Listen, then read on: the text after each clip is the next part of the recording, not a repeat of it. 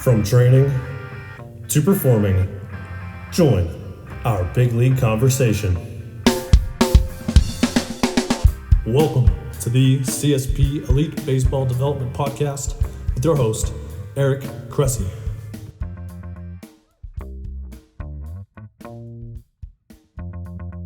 Welcome back to the CSP Elite Baseball Development Podcast.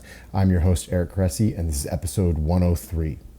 I'm going to fly solo for this episode because it's a topic that's actually really near and dear to me, an area where I've put a lot of my attention over the years, kind of dug in on both the anecdotal evidence as well as more of the objective research that's available to us on this really hot topic in the baseball world of should pitchers take time off from throwing.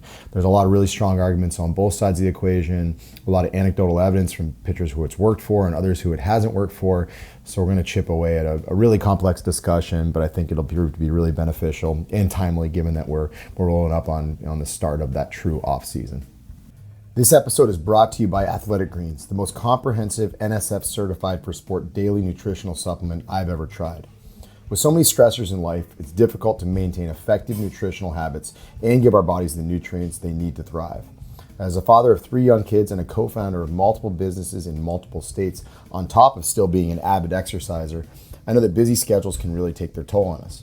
Whether it's poor sleep, exercise or life stressors, environmental factors, or simply not eating enough of the right foods, we can wind up deficient nutritionally. This is where Athletic Greens can really help. It's a game-changing nutritional insurance policy. They simplify the logistics of getting optimal nutrition on a daily basis by giving you just one thing with all the best things. And that's why I use it daily and recommend it to our athletes. 1 scoop of Athletic Greens contains 75 vitamins, minerals, and whole food sourced ingredients, including a multivitamin, multimineral, probiotic, green superfood blend, and more. They work together to fill the nutritional gaps in your diet, increase energy and focus, aid in digestion, recovery, and supporting of a healthy immune system. This all can happen without taking multiple products.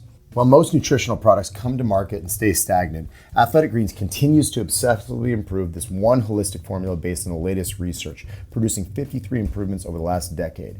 They invest in the most absorbable and natural source of each ingredient and go above and beyond in third-party testing to ensure their customers continue to receive the highest quality and best daily nutritional habit on the planet. It's lifestyle friendly, whether you're keto, paleo, vegan, dairy-free, or gluten-free, and contains less than 1 gram of sugar without compromising on taste. They put 75 ingredients to the NSF for Sport certification to come up with a formula that's trusted by some of the world's best athletes, including our own.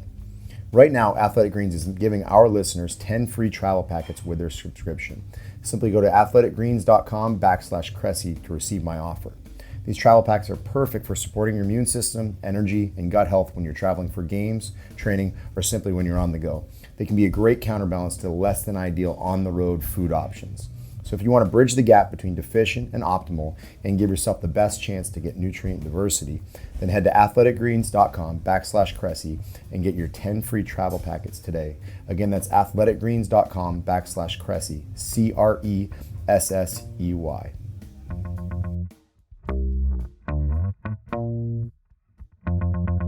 One of the most common debates in the baseball world over the years has been whether pitchers should take time off from throwing. We have people who are really fervent about how they discuss this. And it was really a debate that was, even in place when we first opened Cressy Sports Performance in 2007. And I'd say it's even more of one now because of the expanded offering of specialized training initiatives across the industry, really, and the fact that competition is higher across all levels of baseball.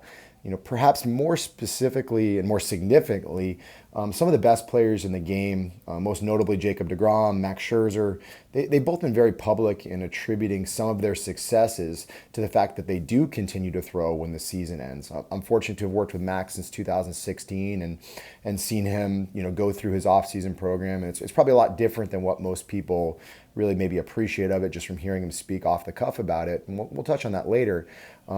But they have been very kind of transparent about them thinking that that's something that helped them. So we have to dig in deep on that and figure out how maybe we can carry that out to other players that are hoping to achieve that same level of success. At the other end of the spectrum, we do know that pitching injuries are at all-time highs across all levels, and overuse, and more specifically pitching more months out of the year, is associated with a significant increase in injury risk.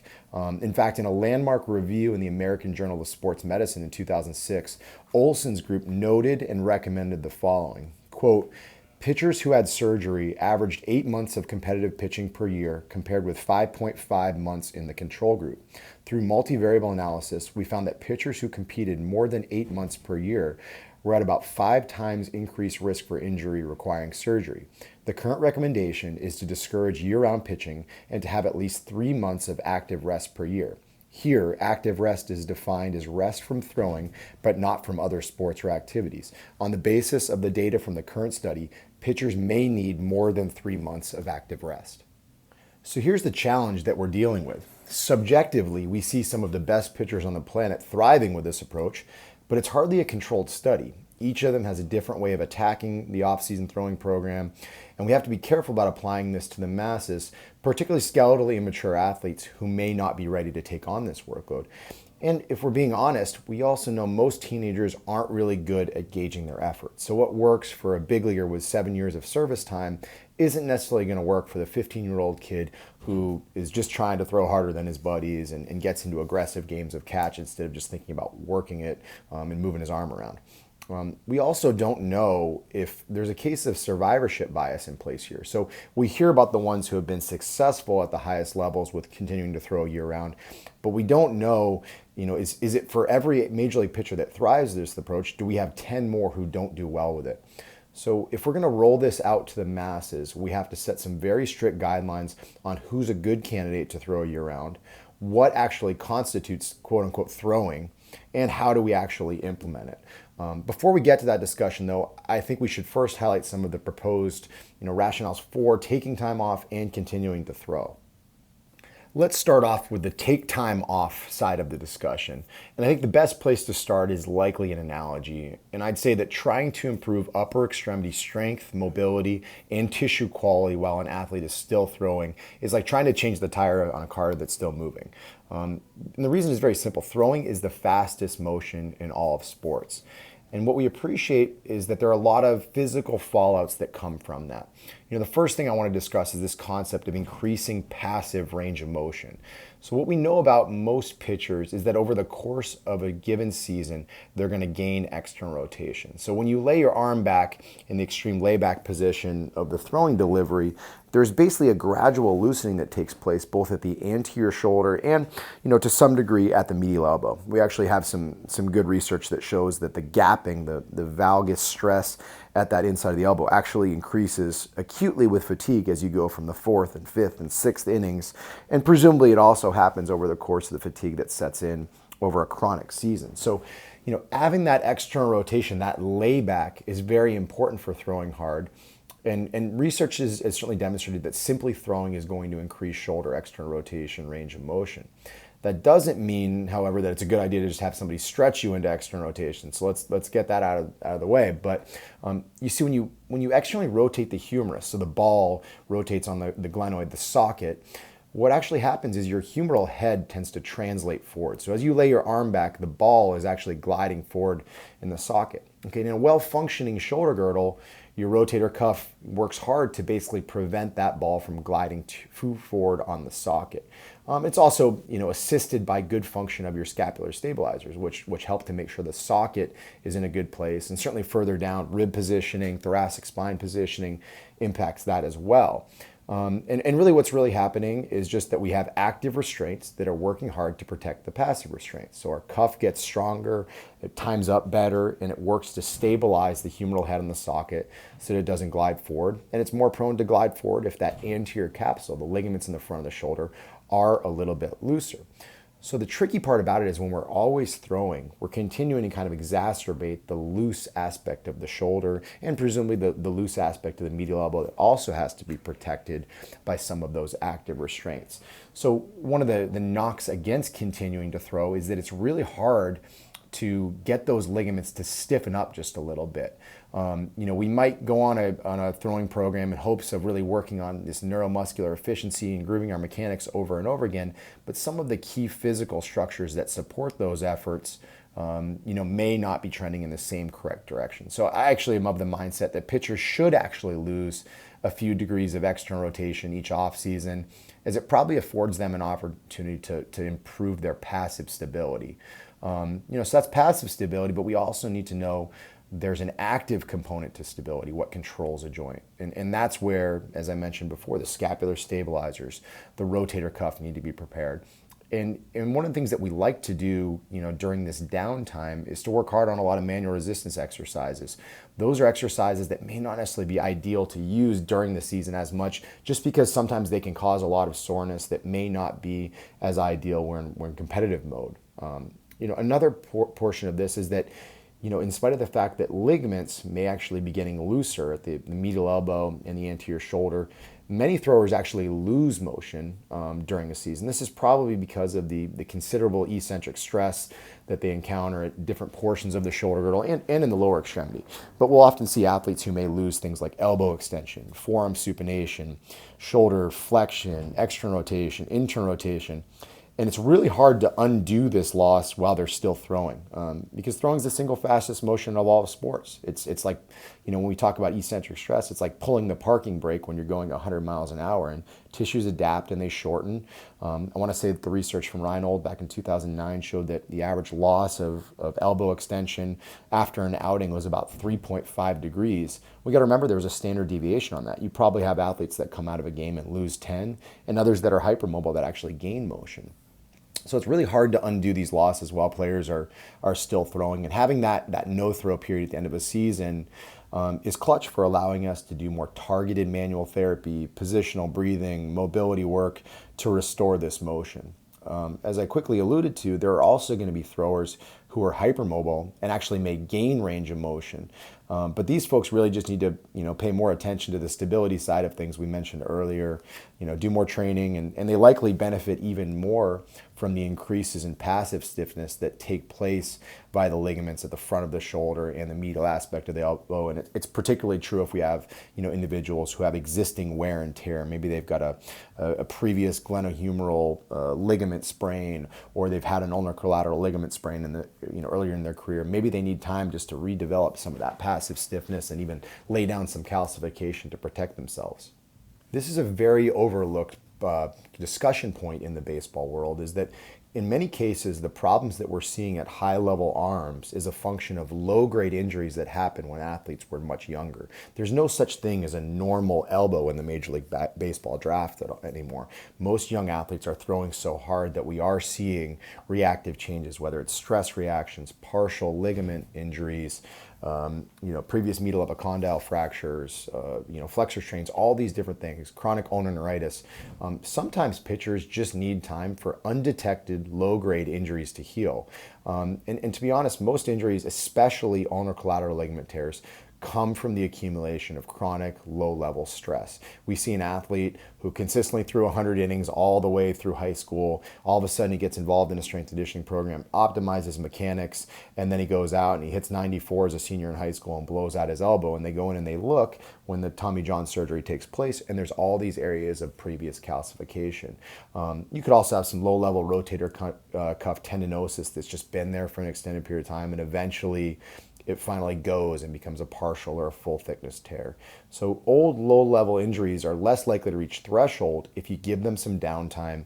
And just as importantly, you use that downtime to teach your body to move more efficiently so that you can redistribute stress. So instead of everything, going into your posterior elbow because you're too aggressive at ball release, when you overcook a slider, maybe we can work on getting you a little bit more shoulder internal rotation. Maybe we can work on getting you a little bit better scapular, upward rotation, a little bit better thoracic flexion, work into that front hip a little bit better so it's not just the upper extremity being left out to dry.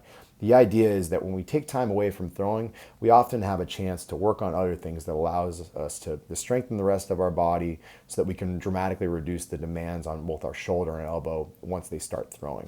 And the problem is you can't teach other joints to share that burden if the burden is never removed temporarily. So, this gives us a time to prioritize other competing demands.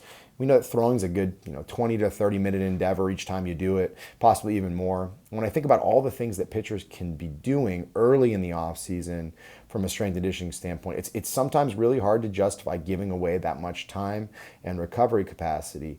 There are other things that need to be prioritized, and year-round throwing is an especially tough pill to swallow when you know that it may actually be working against some of those very specific qualities: cuff strength, scapular control, tissue length and quality, that we're trying to establish. So just a really, important discussion to have. And if we're going to do it, we need to make sure athletes are doing it correctly so that we can still get the benefit of all these things I've just outlined. A final point that I want to make with respect to why sometimes it is the right thing to take time off is that, it is something that pitchers have done for years. And I know that's not necessarily the best way to, support this shutdown mindset, because I don't think we ever want to fall back on the hackneyed, this is how we've always done it expression. But in this case, I think it actually is a remarkable sample size. And pitchers weren't just healthier in the past because they didn't throw as hard. Certainly that's a huge part of it. But as a modern example, I often cite, to the young pitchers and their parents that I've worked with over years, is I go back and I talk about Corey Kluber's 2013 to 2014 offseason. He made his last appearance of 2013 on September 27th, and he didn't start his offseason throwing program until December 9th. So it's a good 6 weeks. If you look at Fangraphs, his average fastball velocity in 2013 was 92.9, and in 2014 it went up to 93.2. And why it's even more significant is in 2014, he threw 235 innings, which was a 47 inning increase from anything he had ever done in his career. He saw his average fastball velocity go up that year, and that was actually the fourth consecutive year it had done that as his workload had climbed. So when your workload is climbing and your average fastball increase is climbing at the same time, and you're taking 2 to 3 months off from throwing in each of those off seasons, clearly it can be done. And that was also at a time where Corey was cleaning up his mechanics to some degree, particularly early in that time period, 2011, 12, 13. And it clearly didn't hurt him as he won the American League Cy Young in 2014 with this workload. So I just think it's a really important case study, and it's one of many that I can use to support this mindset. But at the same time, I want to be very candid and say I'm not against the idea of certain pitchers throwing year-round. So let's make the case for why that may work for some people. So why would a thrower want to continue to throw at the end of a competitive season? I think there are a few different rationales for this, and admittedly this is going to be a shorter list than maybe the opposition card, but it's largely because it's more anecdotal and subjective than it is truly studied and objective, right? So when we talk about the rationale for getting away from baseball for a while, we can monitor rotator cuff strength. We can calculate that. We can look at range of motion and how it may change. Maybe we drop a little bit of external rotation as we regain some passive stability. Those are things that we can actually objectively measure. But the real reason that more pitchers, nowadays are continuing to throw is because they want to maintain feel, right? And feel is inherently subjective. It's the ability to manipulate the baseball. It's the thought that it's going to take less time to build up to a competitive, situation than it would otherwise. So this is particularly important in light of the times we're in. Right now, we have far more technology at our fingertips to allow us to do more pitch design work. Certainly we can get feedback from what spin rate, spin efficiencies, all those different things are. We also have technology to, measure how we do pitch design, right? We have high-speed cameras that can give us some pretty phenomenal feedback. And there's also, great video technology on a basic iPhone with slow motion stuff where pitchers can look at what they're doing when they're trying to reshape an arm path, learn a new pitch, adjust a delivery, whatever it may be. So as an example, Aaron Savali last year really reshaped his arm path and worked on his changeup quite a bit. He didn't take a ton of time off, but he did take a little bit of time off, probably shorter than his history, has traditionally been. So, there's a guy who wanted to get throwing sooner than later because he had things that he wanted to work on. But I do think we need to appreciate that that's a major league pitcher, right? It's someone who's far more in tune with their body, their workload, when they're ready to actually start that throwing program.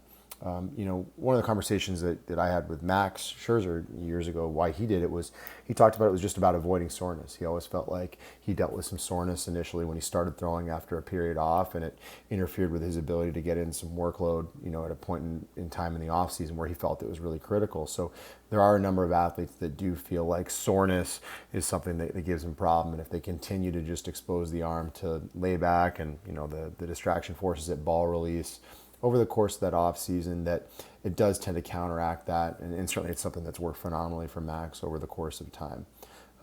So really it comes down to feel, the ability to make changes, whether it's in pitch design, reshaping an arm path, or adjusting your delivery.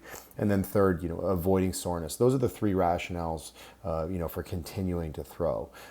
This clearly isn't as long a list, but I don't think that makes it any less compelling. Because for some athletes, this has clearly been, career changing. So I think above all else, we really need to put our pen to paper and really do some thinking on how to do it safely and correctly. We need to make sure that we think it through and we actually plan it out meticulously so that we don't deviate and say, all right, I'm just going to play catch at 60 feet. And then before you know it, in week 2, you're airing it out to 300 feet with your long toss. So there is a right and a wrong way to do it. And here are some of the things that I think are important for us to consider. First, the intensity has to be kept down in the early stages. And I'd argue that this timeline is probably about 8 weeks. So in a normal, off season, our minor league baseball players are typically going to wrap up in the first couple weeks of September. Here in 2021, it's a little bit different just because the season gets started a little bit later and playoffs are pushed back. But historically speaking, if guys are going to just continue to throw during that down period, I think it's play and catch at 60 to 75 feet, 3 days a week, for that first 8 weeks or so. Not really any weighted ball stuff. It's just, manipulating a 5-ounce baseball, being comfortable, staying familiar with the seams. I will say historically we have tons of guys that do like to throw the football around this time. So they're probably making the same number of throws, but a lot of times they're running routes with their buddies and just moving around. And, it's something that kind of keeps them athletic.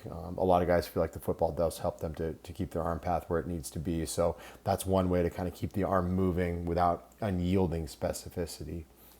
The second point I would make is that short shutdowns are traditionally useless and likely harmful.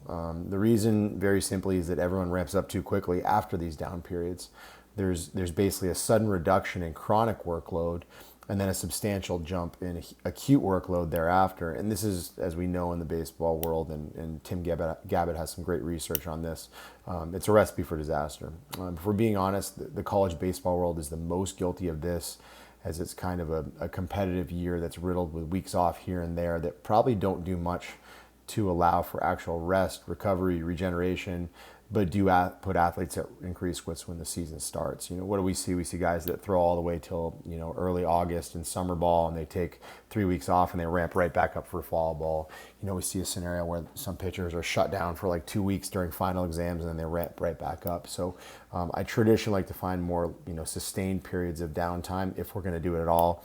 If not, we're better off just keeping pitchers playing catch lightly during those periods. Third point I would say is remember that most kids are terrible evaluators of intensity of throwing. I think I recall a quote from Kevin Wilk way back in the day where he said, teenagers only know one speed, and that's stupidity. And he meant it, in a very, joking way, but, there is a fair amount of truth to that. Is, there's research that shows that if you look at pitchers, they tend to throw harder than they think they're throwing. So if you ask them to throw at 80% effort, they're probably going to throw over 90% effort. So keep the athlete mindset in mind when you prescribe continued throwing. My experience has been that professional athletes have a very good feel for this. College athletes, slightly less so, and high school athletes, almost no feel for it. So I'd be very reluctant to push kids who are still skeletally immature, still learning how their body works, who have the opportunity to play multiple sports and benefit in different ways, and also ones that really haven't made the most of their strength and conditioning experiences yet. Most 16, 17, 18-year-old kids still need to get stronger, and the more they throw, the harder it is. There's more competing demands, to really interfere with that if you're continuing to throw. And then a fourth point is, I think if you think your 12-year-old needs to throw year-round to develop, you're crazy. And there are going to be people that are thinking that that's the case, and it's just not true. When baseball season ends, that kid needs to get involved in soccer, football, street hockey, some other sport, whatever it is. I think variety is essential at that age. as you need to build a broad foundation of motor strategies upon which you can layer more specific skill work later on. Most kids will still get some accidental throwing in at that age just by messing around with their buddies and recreational activities, whether it's just playing catch in the backyard, playing wiffle ball, obviously throwing the football around, stuff like that. But the lack of downtime from throwing is especially problematic in younger populations because they are skeletally mature and they are weaker, right? So if you push them harder, they're more likely to wind up with growth plate injuries or more significant stuff that sticks around for an extended period of time. So this is a conversation that we should never be having with 12-year-olds. This is something that we probably need to start considering when we have kids who are 16, 17, 18, and obviously into college and professional sports. And then a fifth, last but not least factor is the psychological component. A lot of baseball players are completely over baseball by the time the offseason rolls around. I think this is particularly true if they played for a team that wasn't in a playoff race, and obviously they were in the dog days of summer as it wound down, or if they played for a coach that wore them out and took the fun away from the game, and certainly guys who pitch career high in innings. I know the number of guys I've seen who have hit like 180 innings for the first time in professional baseball. They're largely hanging and just not even interested in going anywhere near a baseball when the season wraps up. And forcing them to continue to throw is a quick way to make them really apathetic to, not just baseball, but also your coaching. If you need any proof, ask any minor leaguer how he feels about, being sent to instructs after 150 innings or something like that. I think historically a lot of, necessary work can certainly happen there, but that doesn't mean that guys necessarily enjoy it. It's why you see more and more teams getting away from this idea of a traditional instructs and instead letting guys start their off season and doing more camps throughout the off season as check-ins. It's just a way to keep people passionate about baseball without wearing them out when they've been on the road for an extended period of time and they're maybe a little bit banged up. So, these are just 5 things that I think are really, really important for us to certainly appreciate. Another point I would just make before I wrap up is remember that some athletes might not really remember what it's like to actually feel good. I think there are a lot of pitchers that come in and say they feel great at the end of the season, but they actually present really poorly on their postseason evaluations, whether it's in terms of range of motion, strength, whatever it is. And a big part of that problem is that athletes can't necessarily perceive the issues, mobility, stability deficits that may lead to baseball injuries on a daily basis. They just assume you're supposed to feel bad because they're so accustomed to it. Baseball injuries are particularly interesting, particularly elbows and shoulders, because they typically involve mechanical pain. In other words, the athletes don't have pain at rest with just activities of daily living. They typically only have discomfort with throwing, and sometimes it's only throwing with high velocity off of a mound. So I've certainly seen athletes who claim they feel awesome at the end of a season, but actually have experienced big losses in range of motion, stability, and power. So, if we apply all this to kids who play year-round baseball, I think it's safe to say that we have a generation of kids who, legitimately have no idea what it's like to feel good, / fresh, or even confident in their preparation physically. They haven't thrown a baseball with great rotator cuff strength or excellent scapular upward rotation or good anterior core control. They don't know how to effectively create separation, between, their hips and their thoracic spine, because their mobility in both places is so subpar and the core isn't, effectively transferring force. It's kind of like this subclinical epidemic.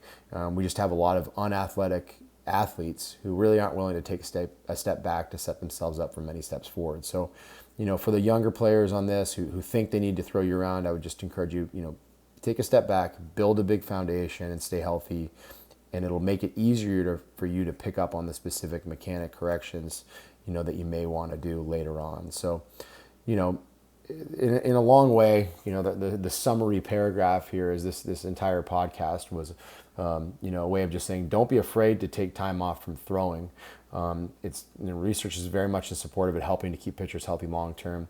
And the anecdotal evidence also supports the notion that it supports long-term baseball development too. However, what I would tell you is there are absolutely circumstances when some athletes can continue to throw. And if I had to estimate, I'd say that probably 40% of our pro guys last offseason didn't really take time off. They continued to just play catch a few times a week. They threw the football around just to stay active, during those first, 8 to 10 weeks of the off season before they started to ramp up around, mid-November, Thanksgiving, whatever it was. So, just appreciate that it can be done safely, but you need to make sure that you really make a list of your priorities, what you need to attack that off season, and certainly make a calendar that demonstrates when you're going to actually start ramping up. I always encourage folks to work backwards from spring training, figure out how much time it's going to take you to be not only ready but also be optimized so that you can show up and show well. So thanks for listening. We threw a lot at you, but at the end of the day, as with all questions in the worlds of health, human performance, and baseball development, the answer is it depends and maybe. Thank you for joining us for another episode of the CSP Elite Baseball Development Podcast. If you enjoyed this episode, we'd be thrilled if you'd consider subscribing to the podcast and leaving us a review to read on iTunes. We welcome your suggestions for future guests and questions. Just email elitebaseballpodcast@gmail.com. Thank you for your continued support, and we'll see you next episode.